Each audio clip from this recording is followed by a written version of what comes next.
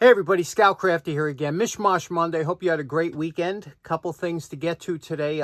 This Thursday coming up on the 22nd of June, we have our Long Island tool meet. So that's why I'm trying to. I'm a bit of a procrastinator. So a lot of times at the meeting, somebody would say, "Hey, can you maybe make this up or do this up?" And I said, "Sure." And then I kind of sit on it for a month and a half until the meeting's coming up, and then I get to it. Well, our next project is a project for, my good friend Brian O'Hare, who always gives us great projects for the show. Well, his lovely wife, Karen, just retired. And congratulations to her. And now what I'd like to do is we're going to make her a bat box. She wants a bat box for her property. And bats are really important for the environment. Not only are they great for insect control, but they do so many more things, and unfortunately with urban sprawl, a lot of the bats have no place to go. Plus they have certain things that attack them, with the bioengineering of seeds and whatnot. It's very hard for the bees and bats to make it in the world we live in today. So we're trying to do everything we can to give them a hand. Now, there are hundreds of bat box plans on the web, but some work better than others. And I was doing a lot of research, and I found one that I think this website seems to be, this guy has thousands of bats that he's raised. So it seems like he knows what he's doing. I'm going to try and make my bat box according to him. So I picked up some lumber. Rough sawn lumber is a little bit harder to get here in Queens, Everything usually is kind of plain down, but I did find some, and let's get to it. Now, when you're dealing with wood, a lot of times they come in different grades, the wood that you're going to buy. Now, this here is called a select pine, which is like usually call it a number 2 grade. It's a very nice grade, no knots, as you can see, very few knots. It's planed on all 4 sides, so it's very straight, and it's a beautiful piece of wood. This one here is a little bit dirty, but other than that, you could glue this up together, and right off the bat, you don't have to do anything. Now, this is called rough sawn, and when you find this, a lot of you in the upstate or in rural areas will find this. Sawmills will knock this out, and you could buy it very cheap. In fact, this 8-foot piece of pine by 3/4, they call it 1, but it's 3/4 of an inch, and this one was $6. So that's very inexpensive, but you can see it has a lot of knots. It's very rough to the touch, which is exactly what you want for a bat box, because the bats use this to climb up and whatever. So this is perfect for that. You can see here the edges here are kind of a little bit rough, but that's fine. Again, for what we're doing, this is absolutely perfect and what you should really look for. Now, what we're going to do is we're going to have to rip down the edges, because we have to make a, I'll give you a quick drawing of what we're going to do. It's funny, when decide, I said, I don't know what dimension. I don't want to make it too big or too small. You got to think about the house where they're going to put it by, or whatever the case. So I hold my hands out. I go, I want about this big, and then I measure it. So I'm going to be about 14 inches wide by 22 inches long, put the boards together. And because this is a long board and I'm kind of limited in space down here, what we're going to do is you have to know the dimensions first. So we'll cut out a bunch of 14-inch pieces and then work from there.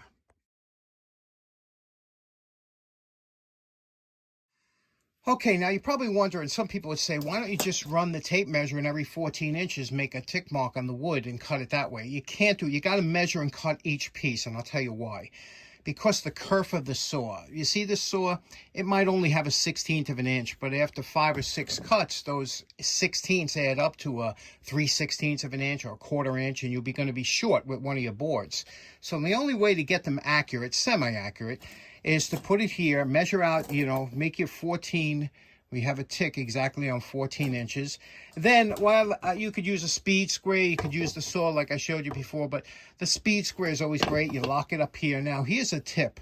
Put your pencil right on that tick mark that you did and slide your speed square up to it. So here's another reason, because when you make that line, if you're not on there exactly, what happens is, and if your square is too short, you could do what I just did there. If your line isn't correct or if you should be off a 1/16 of an inch by the time you get to the end. You want them all to match up. This is why metalworking, you have to kind of re-teach yourself how to do all this, because, you know, when woodworking, you could be good within a 32nd of an inch or a 64. You know, metalworking, you got to be very accurate. And then just cut this right on the line. When you cut that way and measure that way, all your boards will line up flat across the top, and that's what you want.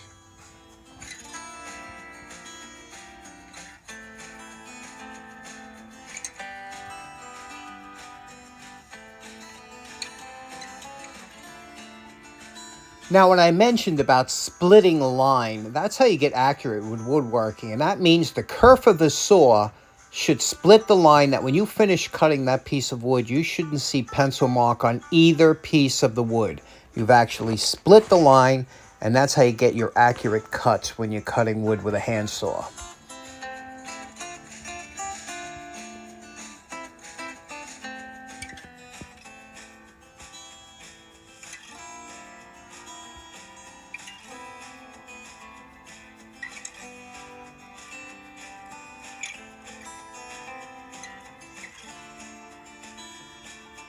Okay, we have our preliminary construction done. You can see we used Tight Bond, Ultimate Glue, galvanized nails, so that should be good. But the wood, wood outside always rots no matter what you do, unless you take it down every year and paint it or whatnot. But you can see here we got the roof angle on there, nice.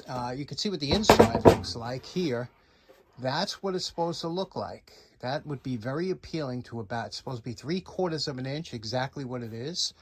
And now what we're going to do is we're going to put some stain on it, and then some linseed oil over the stain, and then, you know, I don't know after that. Actually, it'd be good if they could put something on the roof, whether it be roof shingles or flashing or something on the roof. We'll see about that. I'll talk to Brian. And so let's get this stained up. Okay, here's the stain applied. This is a Minwax Red Oak. The bats want the darker the box, the better, you know. And they like temperatures upward of 100 degrees. That's why you'll find them in attics a lot of times. They like a warm place. So this will absorb the sun. Now what we're going to do is we're going to, over the next couple of days, we're going to saturate this with boiled linseed oil. And that'll give it a real chance of surviving outside. And you see this little slot there? That's not there a mistake. That's where the bats actually enter the box, and also for ventilation. There has to be one on each baffle that you put in there. Very interesting. A lot of complexities to making one of these, but let's get the linseed oil and see how that looks. It's been about 24 hours, and this is the stain is all absorbed into the wood now, which is a good sign. You can see here it's not coming off. It's sucked in good. Now we're going to use some boiled linseed oil.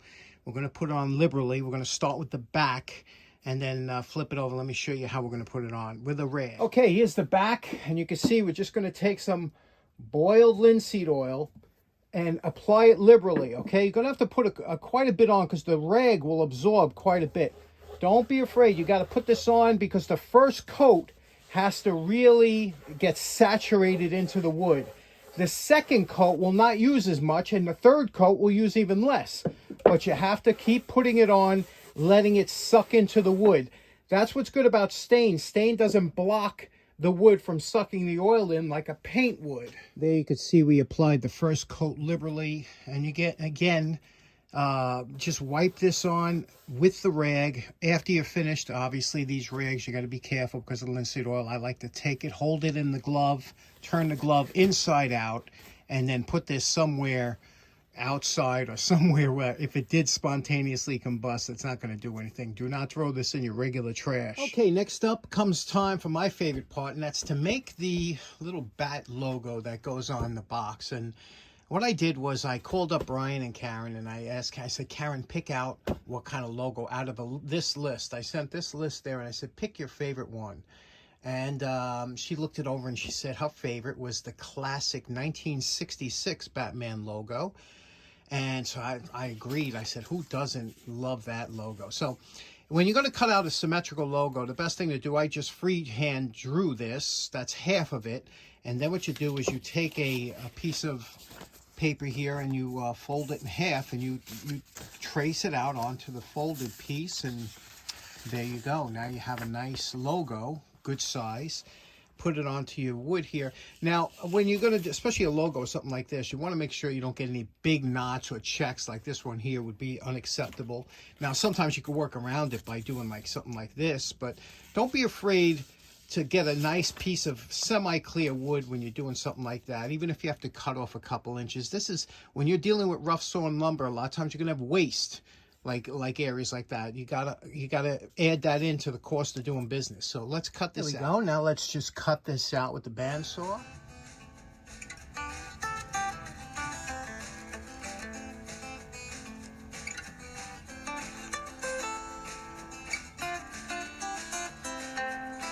Now that it's cut out, we have to stain it. I don't have any black wood stain, but what I do have is black leather stain, and it's all the same stuff. Okay, next up, while the linseed oil is drying or sucking in, I have I got a package the other day from the UK. My good friend Ben, you know him as the Tool Addict. Ben has a great, probably the best collection in the UK of unusual tools and stuff. You always have to check. But the package came from, in the package was a package from my buddy Alex Schoenberg. Now, Alex, you've heard, you know, we've been friends for a long time on the show, and you know Alex, and he, when those two get together, it's like when Patrick and I get together at the flea markets, and, you know, the money goes flying. They come back with stuff that, but look what Alex sent over. Alex said, I thought you would enjoy this. And first of all, I thought it was a regular spark plug. It is. It's a Champion spark plug, which he knows I collect. But look, it's a cutaway. I've never seen one of these before. That's actually what a spark plug looks like when it's cut away. And you can see it's unscrews and screws like the regular spark plugs do. But look at that. Isn't that great? Absolutely beautiful. And then he sent over a new old stock breaker bar. And I love these breaker bars. So this is new old stock, you could see, and they put, this is like a Cosmoline on here. We're going to clean this up. I'm going to show you how to take this off. And this is, you could store this like this for 100 years. It would look the same. The problem is the stuff is a little difficult to get off. You could see here, I'll show you how we'll take that off. But my favorite item that he sent by far, he sent me a note, and I hope you don't mind me showing this to you, but look at his handwriting. Look at his handwriting. Absolutely phenomenal. Now, this note will be with me to the day I die. Well, I have certain notes that people sent me or whatever, and I always put them away in a box. But how could you? This is just absolutely beautiful. Look at that beautiful handwriting. I love nice handwriting, and I wish I had better handwriting, but I do appreciate it, and I do try and do my best, but that is absolutely fantastic. Alex, thank you. Let's work on this and see how we can clean this up. If you get anything with Cosmoline or any of this on there, this looks like military grade stuff. What you want to do, the first thing you want to do is, you don't want to take it right to the wire brush, because this stuff will get embedded in the wire brush. The wire brush will heat up the surface. This will melt a little bit, get in the wire brush, will be there forever. So don't do that until it's mostly clean. I have some old Scotch-Brite pads. You know, whenever I use one, let's say I used it for a little bit and it's not really worn out, but it's dirty. This is perfect for this kind of, you know, this or old motors, things like that. Take a little bit of 50/50 acetone and automatic transmission fluid. Put a little bit on. This, first of all, 50/50 is a great cleaner. I use it for everything. I brush my teeth, but it's just a fantastic product. But you put this on here and work it in, and you're going to have to let the 50/50 do the work, because it has to dissolve this. But you can see it is dissolving it. Don't be in a rush. Let the chemical reaction soften this up. And you can see here what's happening. The more 50, don't be stingy with the 50/50, but you can see what happens again with this used Scotch-Brite. You see it's starting to dissolve, because all it is, really, it's almost like a grease mixture that they dip it in when it's hot. So that's why it gets into the pores. So wipe it down like that, and then when it gets good, you could put on the wire brush, but we'll see how far we get. Okay, now the 50/50 has taken off most of the Cosmoline, or whatever that coating was. You can see here, this is indeed a Plum WF7. Guaranteed this is a military grade, because of the Cosmoline it was on. It was probably made for the military, probably World War II or so. It came with this little bar that you could put in here and use it as a, and we still have to get some more out of there, but this will give you added leverage.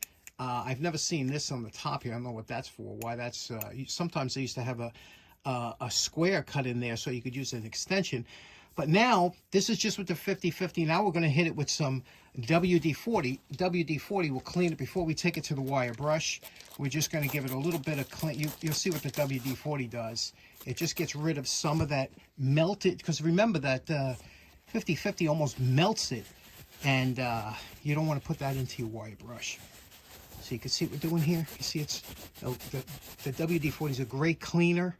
Not a lubricant, but a cleaner. And you see we'll get it out of there, and then we'll take it to the wire brush and see what it looks like when we come back. You know my favorite part. Remember what Alex's breaker bar looked like before we started. And we're calling this project done. Look at this. New old stock. Cleaned up. Isn't that just beautiful? Now, the interesting thing about this, number one, it has a bald detent inside. Do you see that bald detent in there? So that when you put this little rod in here, what happens, it won't fall out. How awesome is that? So you could use it like that and not have to worry about this falling out like a lot of other ones did. So that is absolutely wonderful, right? Look how nicely everything came out here. All clean. The knurling, of course, is perfect because it's new old stock.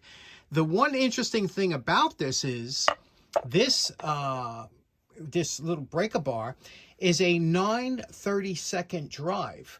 Okay, that's very unusual here. Mostly we have, like my dad said here, is a 1/4" drive, or this Craftsman here, 1/4" drive. So it's very rare to find a 9/32 drive. And you'll see here, this is a 1/4" drive here. It won't fit in. It's thicker. They came out with, they were experimenting, coming out with different sizes, and they wanted to standardize. The 9/32 didn't really take off. But this is an example of one, a 9/32 drive. Now, I don't have any sockets that fit it, but if ever you get a socket or something that seems a little sloppy on a 1/4" drive, and it's obviously not big enough to fit on the next size up, the 3/8", that's your issue right there. 9/32. This is from 1942. Indeed, military surplus. Alex, again, thank you so much. Outstanding. Okay, so in closing, special thanks to Alex for that that nice send over, and Ben for sending it. That spark plug and that breaker bar, just beautiful. The funny thing is that if you want to screw somebody up, stick that breaker bar in a 1/4" set and watch the sparks fly when they're in the middle of a job. I know some of you, I know my buddy Joe from Joe's shop, this happened to him.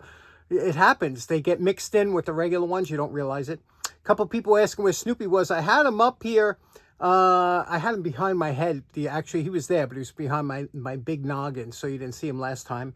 I will have that bat box. I'll show you the finish. I got to keep saturating it with linseed oil.